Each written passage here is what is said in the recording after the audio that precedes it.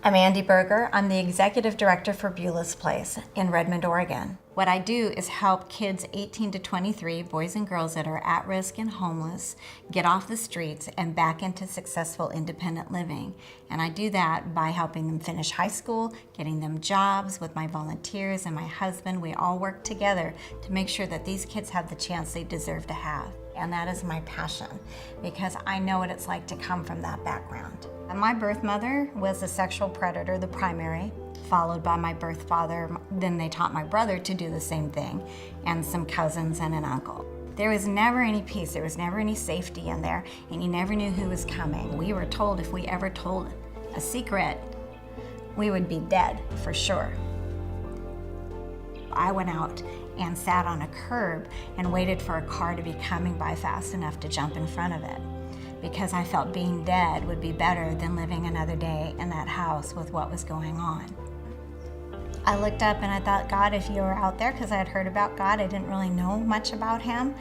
I asked him to take care of me and give me a hope, something I could hang on to. I was 5 years old and that was my first attempt at suicide. At that time when I got off the curb, I decided if God would keep me alive, I would do whatever he would call me to do, not really fully understanding how hard that life would be.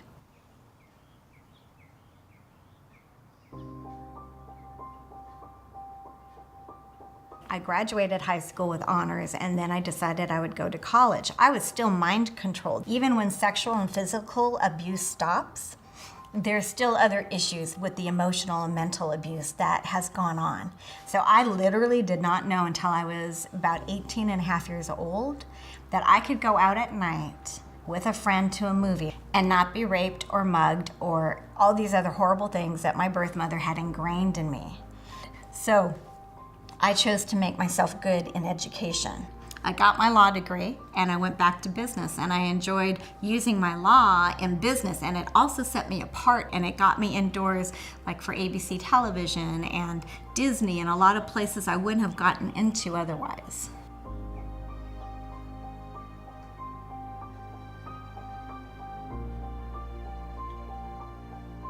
The inspiration for Beulah's Place came much later in my life. On a Thanksgiving Day in 2008, when my husband Ed and I were serving dinners to the homeless people at the senior center, which we love to do, and we saw these 3 or 4 young women who came in.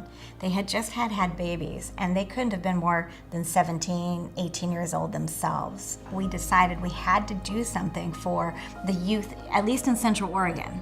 The teens that we focus on, we're their last hope. They're looking for someone that might believe in them, that might listen to them, that might understand that, hey, I got into a situation I didn't choose to be in. When I see each of these kids and I look into their eyes, I almost instinctively know what's happened to them before they even tell me. We focus on the 18 to 23-year-olds because that's the critical point where, like me, they're going to decide one way or the other how to live.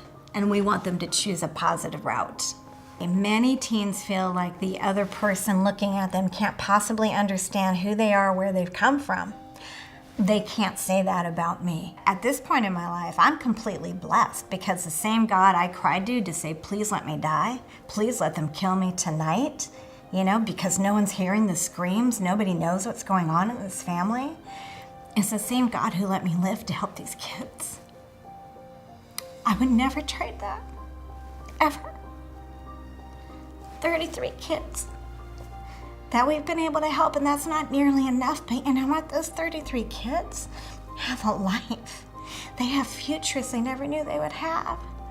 And they smile and they laugh and they say, I got a job, or, bad boyfriend number 2 left finally, or whatever it is they want to share. And I get to be part of that. They're all my kids. I would adopt all of them. Ed would have to move out and we'd have to get a bigger house, but I would adopt all of them.